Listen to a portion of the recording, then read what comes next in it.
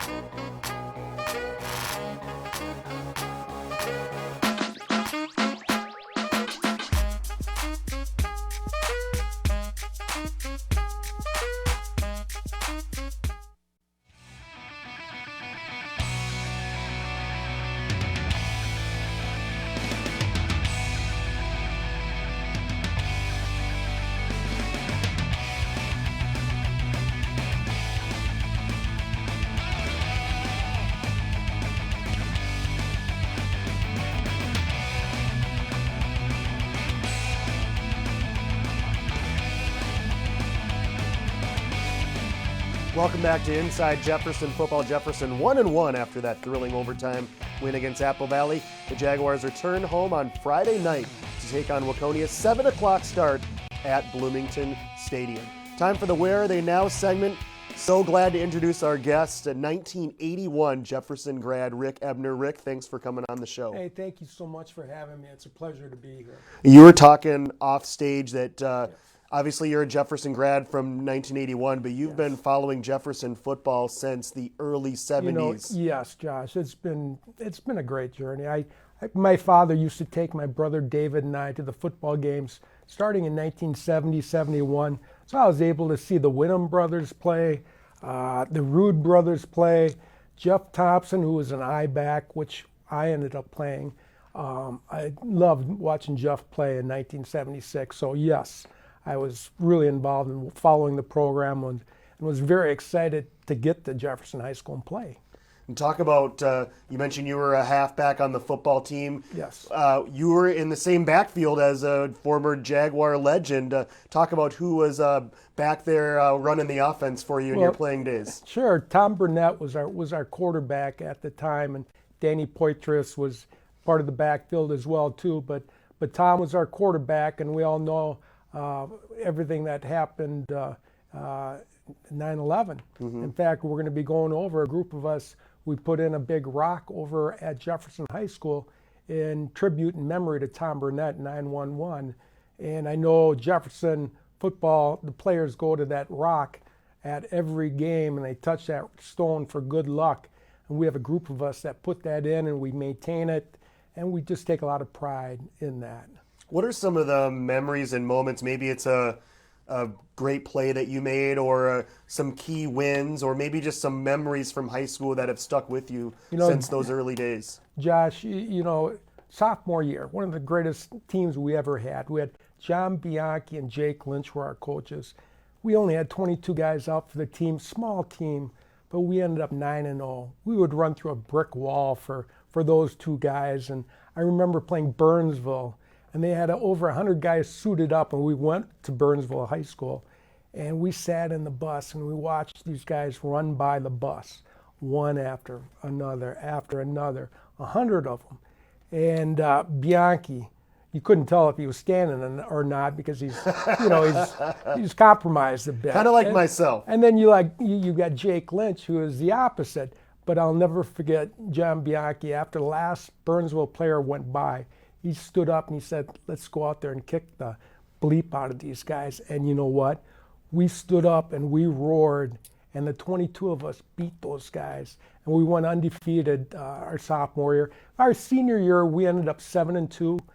We had a great team. We just missed going to state. We got beat by Burnsville, which those guys went on to win the state championship. So I had a great career at Jefferson. It was wonderful. And then I was blessed to go on to play at University of Minnesota Duluth, and played football and wrestled there. Had some injuries and played 3 years of varsity sports. And then senior year, that was it. I was done. Well, let's talk about what you've been up to since those days, because obviously we can see the wheelchair, but talk about what happened since then, and then all the work that you put in with that cause in mind. Yes, I was diagnosed with multiple sclerosis back in 1993. I had symptoms probably at least 10 years before that. I remember symptoms when I was 19, 20 years old, but things just progressed. I've been blessed with so many good people in my life. I was able to do something called the MS 150 bike ride, and we started a team called Moving Violations. We did that for 15 years until my legs wouldn't work anymore. And then we started the MS Birdie Bash. And a good friend of mine, Al Tahowski, who played football for Jefferson and graduated in 1980 and played a little pro with the Vikings for 6 months.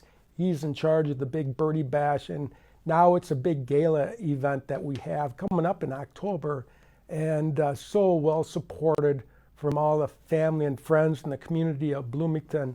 I'm just very blessed, very blessed. What final question for you, Rick? But what has made you stick around the program, the city of Bloomington, the football team, all these number of years? Like we have guests every week, and what's your reason behind that? You know, it's about the relationships that you develop starting with the coaches. You know, I'm still great friends with John Bianchi, Jake Lynch. Now we've got Coach Carlson at the head.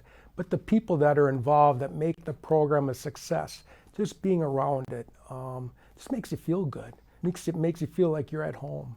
And I just wish the best for Coach Carlson and the Jaguars.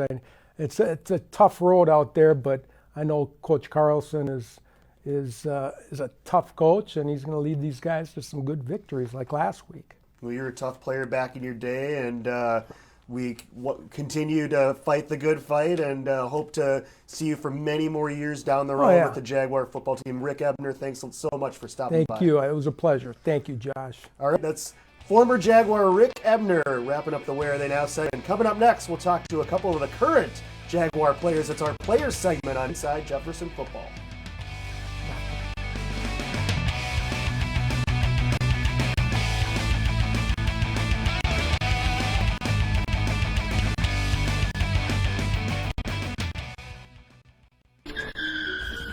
Go back and change it all. I would. I think I'm gonna miss you the most. I'm sorry. I'm so sorry. I'm so sorry. Maybe it's just a little moments. I could go back and change it all. I could go back. I would. But I can't.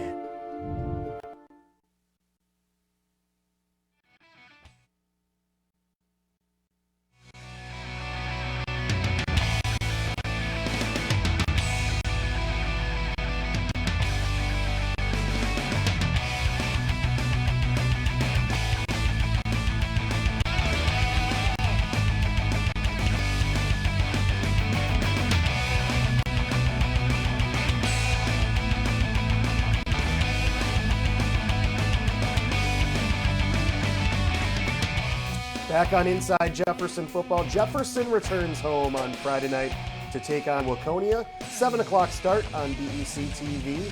Or better yet, head out to the stadium and cheer on the Jaguars as they try to go above 500. Got two of the Jaguars' skill position guys joining me now, Manny Montgomery, Hillary McCory. Thanks, guys, for hopping on the show.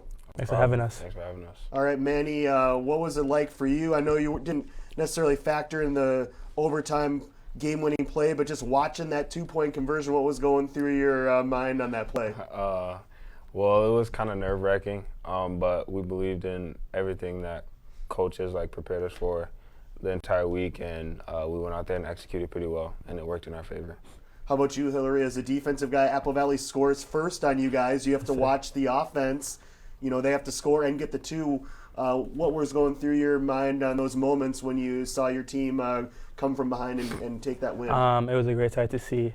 I know our team's pretty good, and we know that if we keep our heads up and just keep playing, we're going to end up with the win. You guys probably have some good battles during practice, right? Yes, sir. Manny, wide receiver, Hillary, defensive back. Talk about what is it like, Manny, going up against Hillary every day in practice? Well, we trade off wins. Well, he makes me better, and I make him better, so it's good for both of us and get better every day. How about you, Hillary? What's your perspective on this guy over here? He's a pretty good guy. He's a pretty good receiver. And if we compete, I'm only getting better, and he's also getting better. So it's both ways. Hillary, what can a win like the one you had on Friday do for your team where it's kind of in doubt, but then you find the plays down the stretch to pull it out? What can that do for your team going down the road here? Oh, it's very positive for our team. Coming back from week 1, we had a loss. And so to have this W, we know that we're a good team, and we know we want to keep this going, keep this W, keep going for the week 3 against Waconia.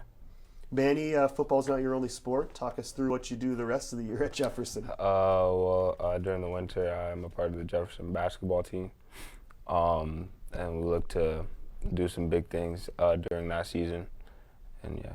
Do you got any highlight dunks planned for the winter? I guess we'll have to wait and see.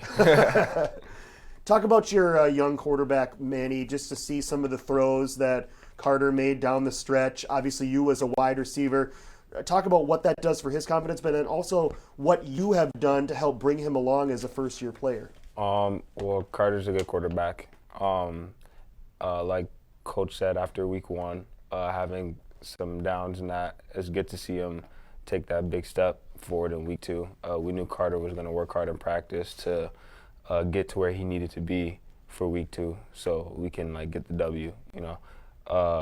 It's good having him. He's a really good quarterback, and we trust him going forward, and can't wait to see what happens later in the season with him. Hillary, what are you looking forward to for your senior year as you head at your final year at Jefferson? Can you believe it's already your final year? It's crazy. Hopefully we can do well during the season, and hopefully we can do well in the sections and go to state. What are some other activities you're involved in at Jefferson? I play hockey, and I also do track. What do you play for both of those different sports? For hockey, I play center, and for track, I do the 100, the 200, and some relays. What's your favorite sport of all the 3? Oh, don't worry, Coach can't hear you if you say one of the other sports. Football, Coach. All right, guys, we go against each other every day in practice battling. Now we're going to have you go against each other in a little mental game here. Oh. It's our Jefferson trivia, so it's a best 2 out of 3. Okay. And the questions have to do with Jefferson High School. Okay. I'll read the question followed by a series of multiple choice. If you think you know the answer, you don't have to wait for all the choices. You can buzz in by saying your name. And again, if you get 2 out of 3 right, then you get bragging rights pretty much for the rest of the season, I would have to say. So here we go. How many basketball numbers are retired at Jefferson High School? Hillary. Manny. I think I heard Manny just barely. 4. 4. He didn't need the multiple choice. Were you going to say 4 also, I Hillary? didn't say 6. Okay, well, Manny got there. Manny. In my defense, I don't play basketball. That's true. He's got a little bit of a leg up on you for that question, and good on you for knowing that answer right off the top of your head. Okay, when was the last state tournament trip for Jaguar football? 2014. Yes, boom. He's got it done. You guys are on top of your game here. So both 1 for 1. So here's our tie-breaking question. What is the show choir called at Jefferson High School? Is it called the Jaguar Jam, the Jefferson voice or the Jefferson connection? Manny! I saw it.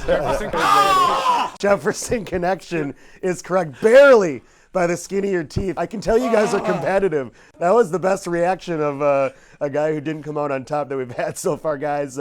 Great job on Friday. Congrats on the win. We'll see you this Friday against Waconia, all right? Yes, sir. All right, coming up next, the head coach to preview the game against Waconia. But first, check out this message from the Wounded Warrior Project.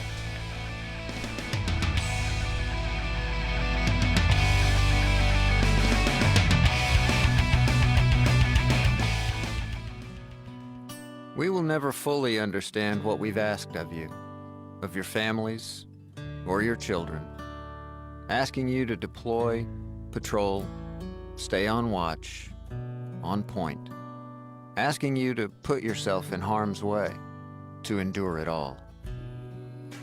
But we do understand that it's our turn, our duty, to bring you all the way home, to keep you secure, to have your back for the rest of your life.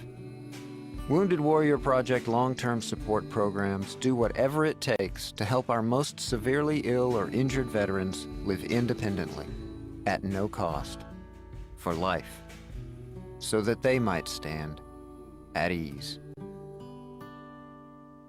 Find out how you can help at findwwp.org.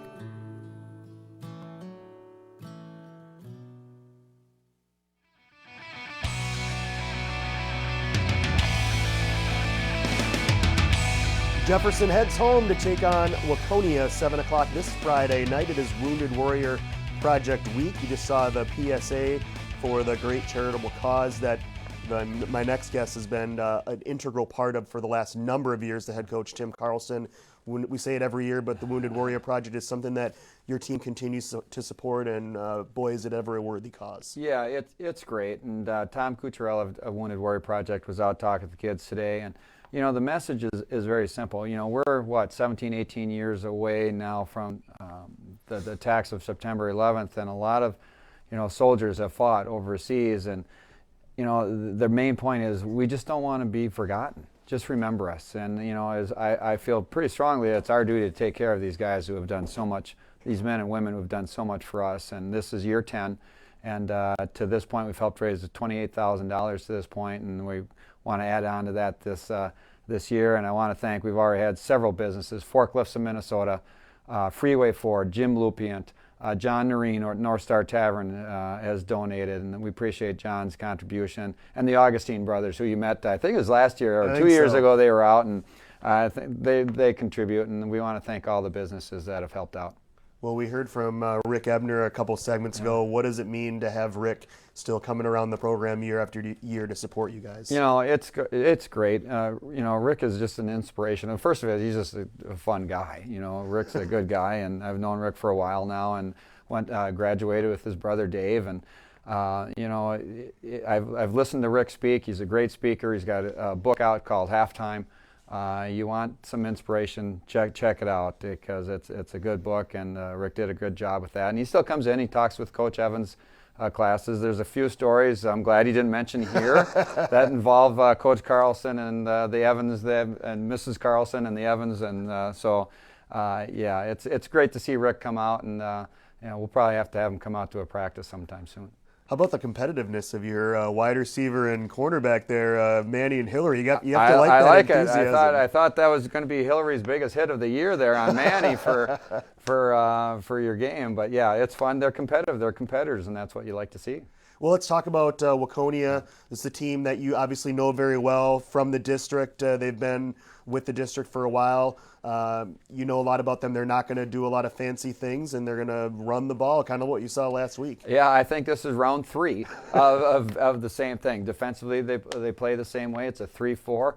They probably blitz more than the first 2 teams that we've played, but a little bit softer coverage than the other 2. Offensively, they have one offensive tackle that is in North Dakota bound, I believe. Their tight end, I believe, is about 6'4", 270. Together, when they're next to each other, I told the kids it's like an eclipse because you can't see anything. So they're big, and we know we're going to face, and we're tweaking some things. getting some rotation, get a few guys back playing this week to help us on defense. And yeah, it's a battle. We like those battles. It's fun. That's why we do play the game. We don't want to. You got to look forward to those competitive battles every single Friday night, and we do. We're going to show some of what they do well. We've seen this from Waconia the last number of years. They always seem to have a guy that can kick field goals for them. And I don't know where they get those guys. This year is no exception. They're 1-1, by the way. They probably should have won last week. Yeah. They were ahead 17-0, could not close the deal. But this is from their first game, and they always seem to find these guys. This is a 35-yard field goal, so definitely a no-joke kind of a kick here. No, again, they're solid, and I think this is Park they're playing here, St. Louis Park.